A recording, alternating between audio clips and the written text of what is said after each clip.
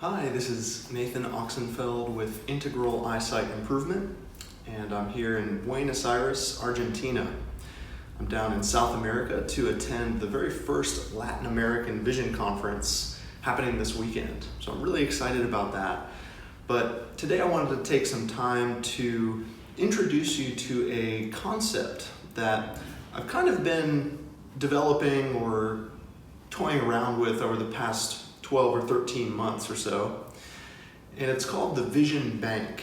Now, when we think about a bank or a regular bank, we've got different maybe accounts in this bank. We've got maybe a checking account or a savings account, and we can be, depositing into the account and withdrawing from the account and moving money around into these different accounts. So I want to use this analogy for our vision and think about a vision bank. What is a vision bank? Well, in your vision bank, you've got two main accounts. You've got your clarity account and you've got your blur account. So today we're going to be exploring different ways to actually be making more deposits into our clarity account and maybe decreasing the level of our blur account.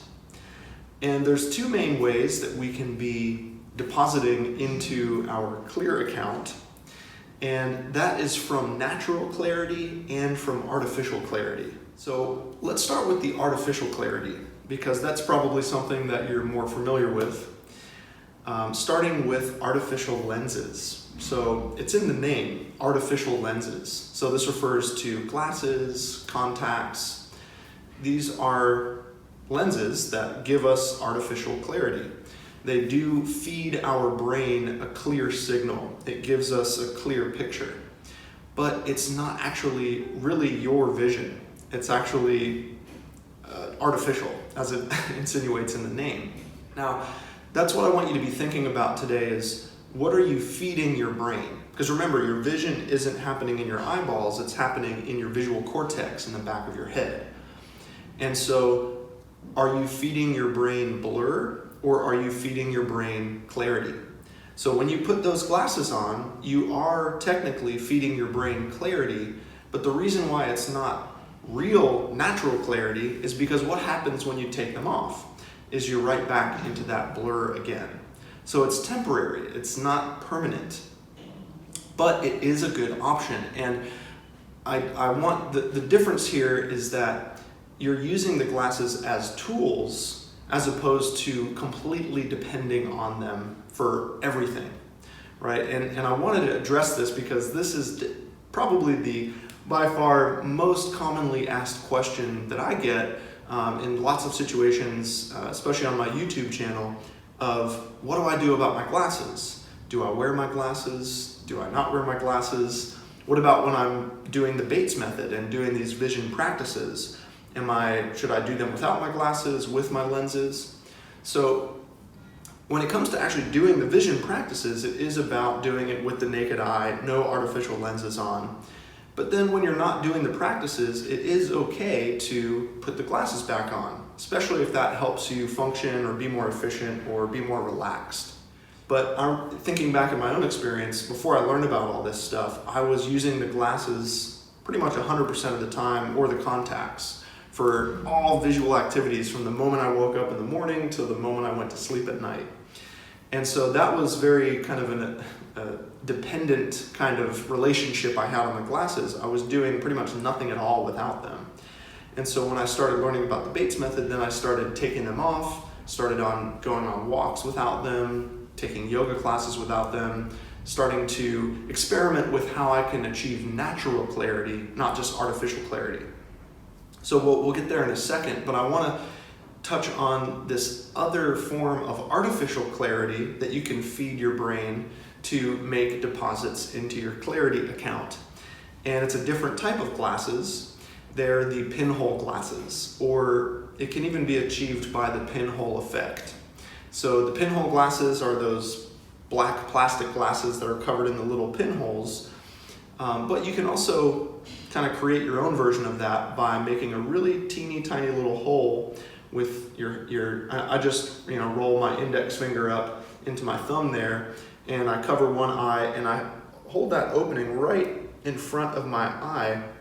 So you're trying to look through the teeniest, tiniest little pinhole, and you may find that without glasses or contacts, the quality of the image through that little opening is actually quite clear. It might be considerably clearer than when you're just looking normally. So this is called the pinhole effect, and it can be done with your finger or it can be done with pinhole glasses. Now, I wasn't totally sure whether to put this under the artificial clarity or the natural clarity category because it can kind of be considered both. I ended up putting it in the artificial category because they still are, you still are dependent on the pinhole glasses or on having a little pinhole in order to get that clarity. So I think it's better, I think it's a better alternative than always just using the prescription glasses to get that artificial clarity. But at the end of the day, it's still a crutch. It's still a tool that you kind of require in order to get that clarity. But it is still a good way to feed your brain a clear picture. Once again, we're thinking about how to deposit in the clarity account and how to feed the brain clarity. So they can be a good option. I definitely used pinhole glasses in my vision improvement process, but I didn't wear them too long. I pretty much would just wear them for short amounts of time, maybe 5 or 10 or 15 minutes at a time when I was working on my computer or when I was watching a TV show or at the movie theater. I really only used them for stationary activities because they do really limit your peripheral vision. And so it's not really smart to be wearing them while you're walking or biking or definitely not while driving or things like that. It's not really safe. So whether you're getting this artificial clarity from prescription glasses or pinhole glasses, those are the two main ways that we're feeding the brain this, quote, artificial clarity. So now let's move into the more exciting realm of the natural clarity. And there's 3 main ways that we can be putting natural clarity deposits into the clarity account of our vision bank. The first one is actually looking at things in the area where your vision is already working well. The second one is to actually develop your ability to see things clearly in your head with your eyes closed using your mind's eye. So working with memory, imagination, and visualization. And the third one is actually achieving clear flashes. So actually having moments of natural clarity without any artificial lenses or pinhole glasses.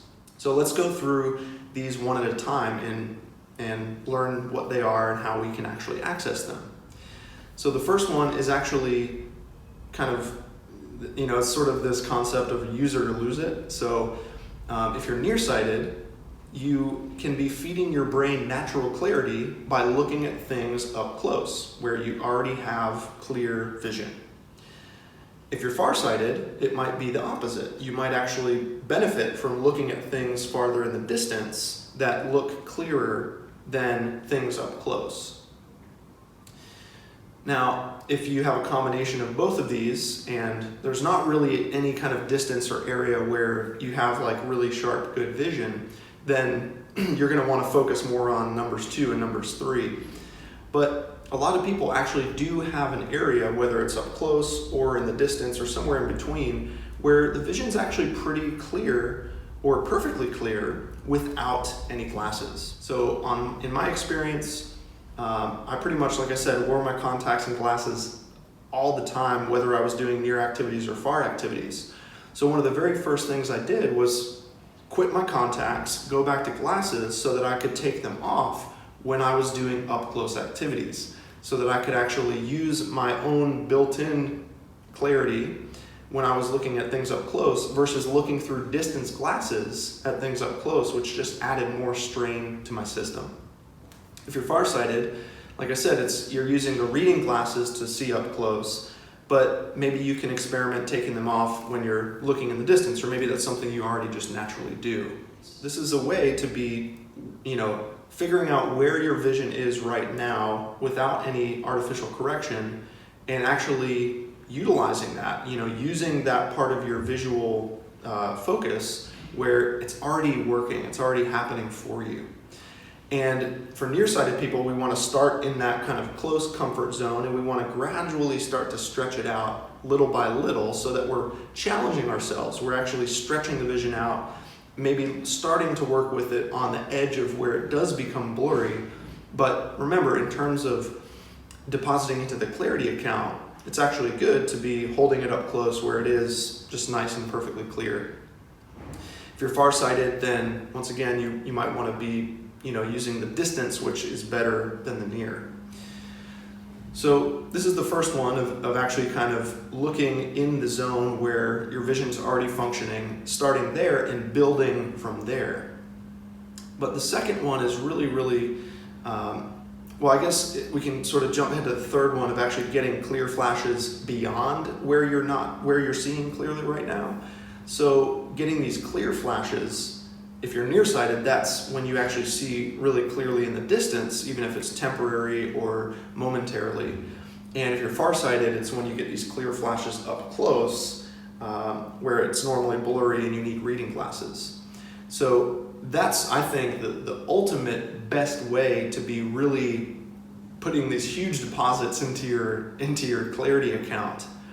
But we're going to backtrack and go back to number 2, because you might be wondering, well, how do I do that? What makes those clear flashes happen in the area where it is blurry? Well, actually, first I wanted to just read an email I got from a student who's in the current 6-month vision improvement program. And we're kind of on this topic right now of achieving clear flashes in the distance, on eye charts, and up close with reading material. So Monir wrote in and said, I got some good news. As an update, I had a really good Monday. I was driving and I was noticing things in my periphery moving in the opposite direction. So, when you're driving down the road, you're going forwards and it looks like the trees are moving backwards, or the buildings, or, you've got this oppositional movement effect, which can be quite relaxing and actually stimulate these clear flashes. So he says, I did my best to stay relaxed as much as I could. I got quite a few clear flashes that day. It was awesome. Things looked clear to me most of the day with some depth perception.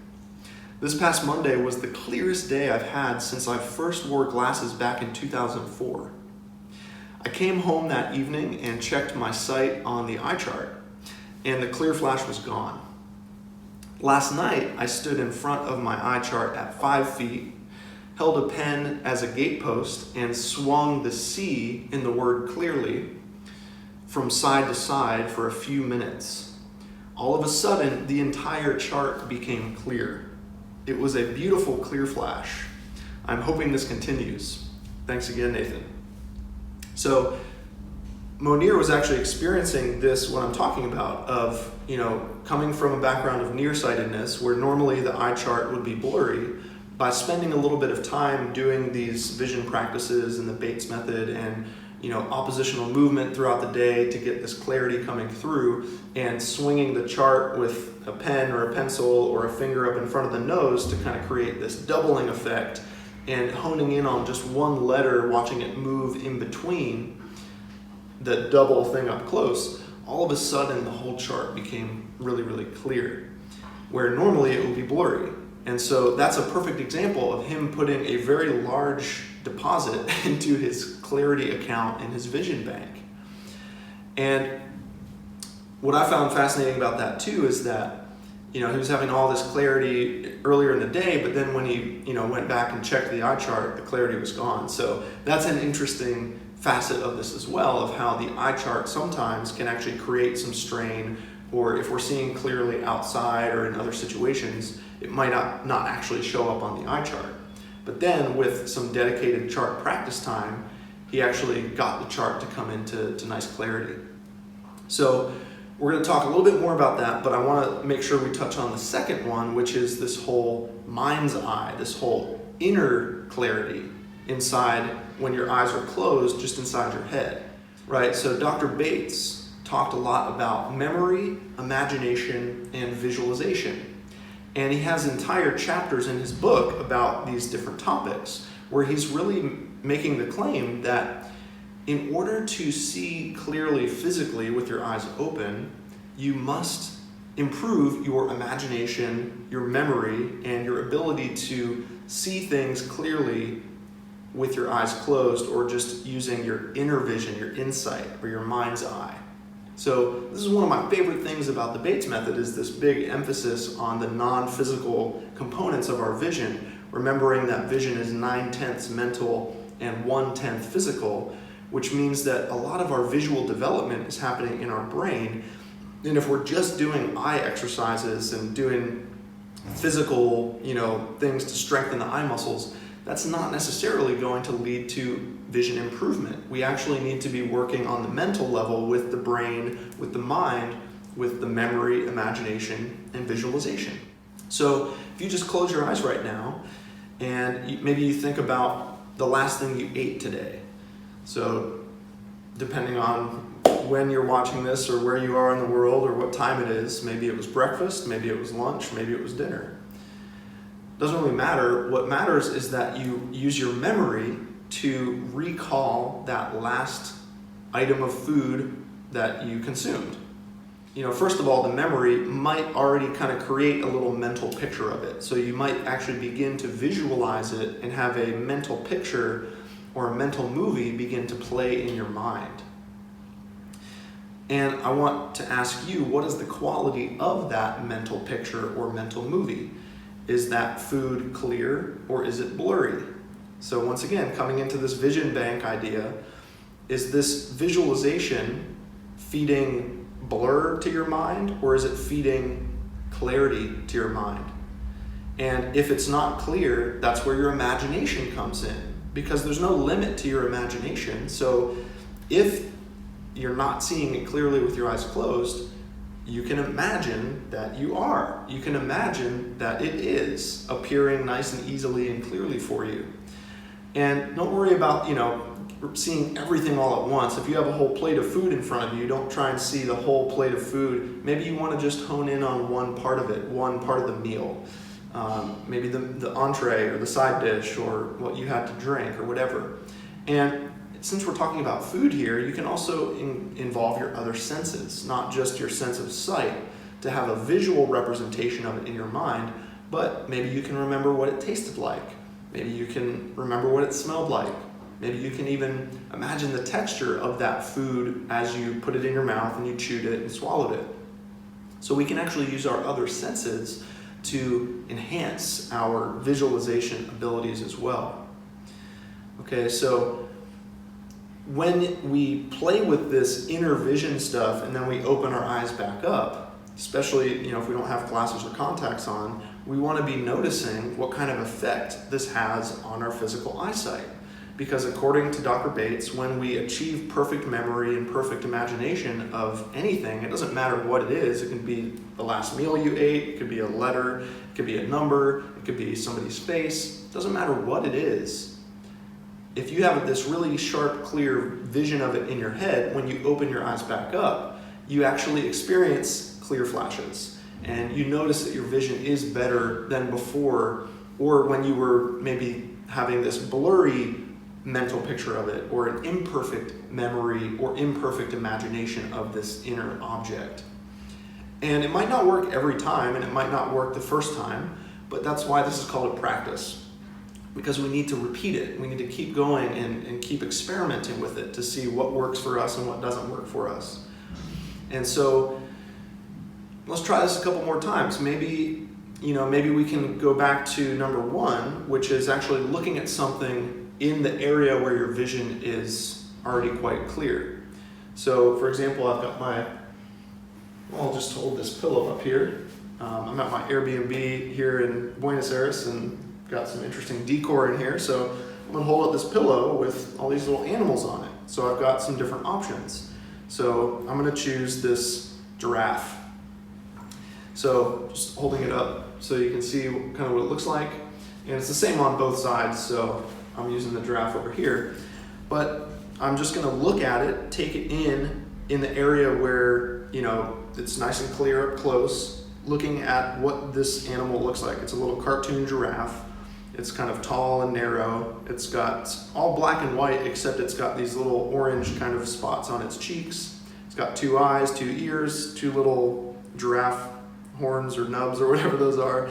And he's got a smile and 2 nostrils and a bunch of spots and a little bit of hair going off to the right side.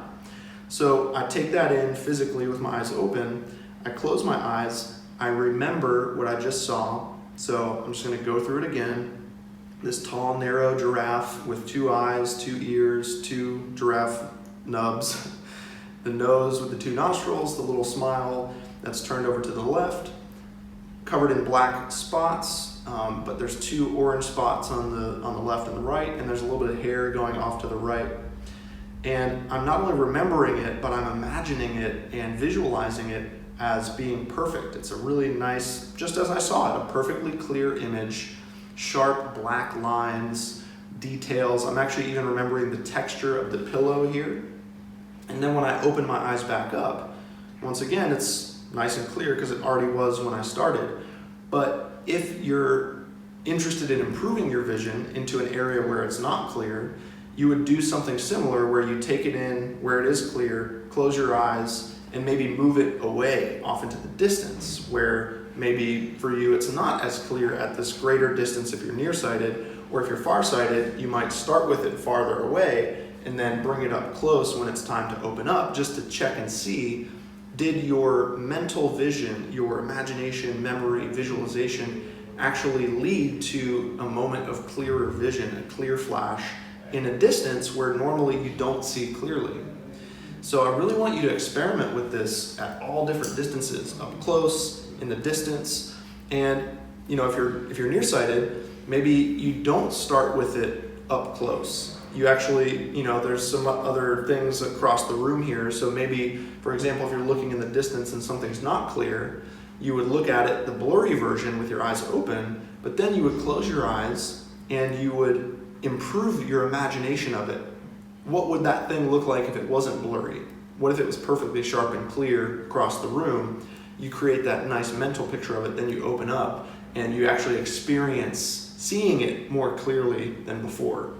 Once again, if you're farsighted, it's just the opposite, right? So all this stuff applies to not just myopia, but presbyopia, hyperopia, farsightedness as well, where you might hold something up close where it's already blurry to start with, but then you close your eyes, improve your imagination of it, open back up, and you actually get a clear flash up close. Now, I was working with a student yesterday, also in the current 6-month program, who reminded me of another little technique that I used to use to really help me with this. So she was telling me how she would be standing across the room from her eye chart, and I had her close her eyes and imagine that eye chart across the room perfectly clearly. And it was difficult because she couldn't physically see it clearly, so it was hard for her to create a good mental picture of it. So this reminded her of an experience she had recently where she actually was standing across the room from the chart, took a picture from where she was standing with her phone, so the phone focused and gave her this clear picture of what the chart looked like across the room. And then she held the phone up close into that area where she could see it clearly, and that fed her brain that clear picture, that gave her that deposit of clarity into her clarity account. Then she was able to close her eyes and remember the picture that she took on her phone of what the chart actually looks like across the room. And then when she really solidified that mentally, then when she opened up, she was able to see the chart more clearly because of that little technique of actually taking a picture to let you know what it looks like. Now, another thing is you could just put on your glasses or put on the pinhole glasses to feed that artificial clarity in there. But I really liked how she reminded me of this other technique of actually feeding the brain the natural clarity by using the phone to take the picture and show it up close. And I actually used to do that as well when I was working on improving my vision. If I was at a restaurant and it was like really dim lighting and I didn't have my glasses on, if there were like some specials on the board across the room and I couldn't make out what they said, if it was low contrast or too small, I would get my phone out, I would take a picture of it, and then I would look at the picture on the phone and read what the specials said. And then based off of taking that in and seeing the clear version of it up close where I already could see clearly, when I look back up at the chalkboard with the specials written on it, I can actually read it. So there is a very, very direct link between our memory and our imagination and our visualization, and really feeding our brain this natural clarity in these different ways of looking up close or in the distance where it's already better, really utilizing the inner vision, the mental focus to enhance the physical focus, and actually having, cultivating these clear flashes, ideally more and more regularly. When you're first starting off, it might not be very frequent. It might be kind of sporadic. Like Monir's example of maybe just one day out of the week, you have this really clear day and you're getting a bunch of clear flashes, but then it kind of goes back to being blurry.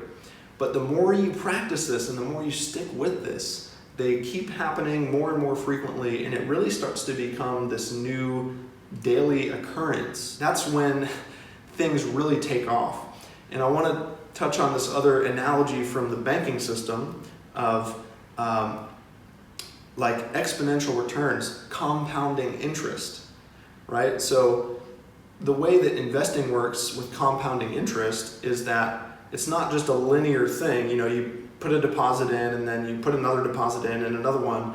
If you've got this compounding interest happening, you're putting these deposits in, but it's not a straight line. It shoots up and it exponentially grows week by week or month by month or year by year. That also applies to your vision bank as well.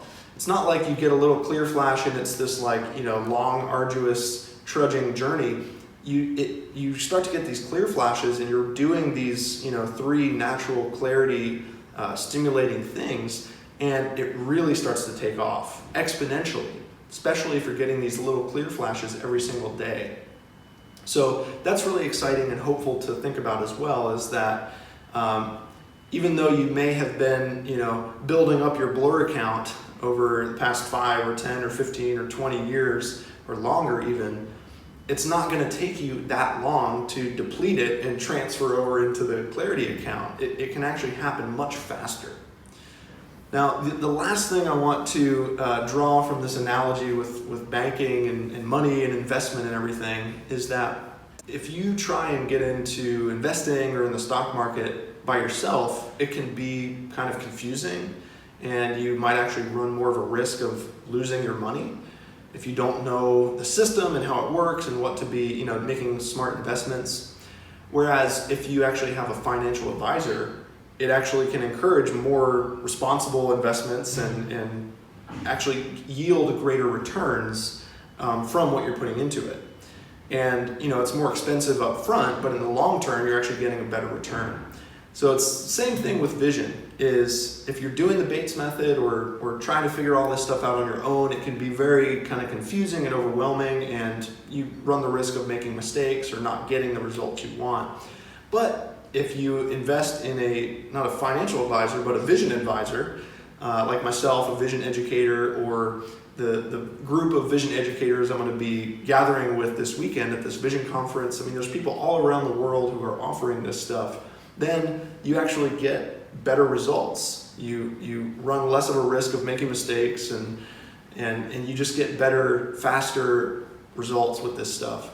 So I've been kind of playing around with this vision bank concept for a while now, and I just wanted to share it, and it's still sort of a work in progress, but I just, instead of just sitting on it, I just wanted to kind of get it out there and be curious to hear what you think about this concept of what is the state of your vision bank and your blur account versus your clarity account, and maybe different ways that you can be, decreasing your blur account and increasing your clarity account. I do want to touch on a couple more topics for the rest of this class, but I'm going to sign off from this video up here. So really thank you for watching today, and stay tuned for a lot more awesome things happening this year in 2020.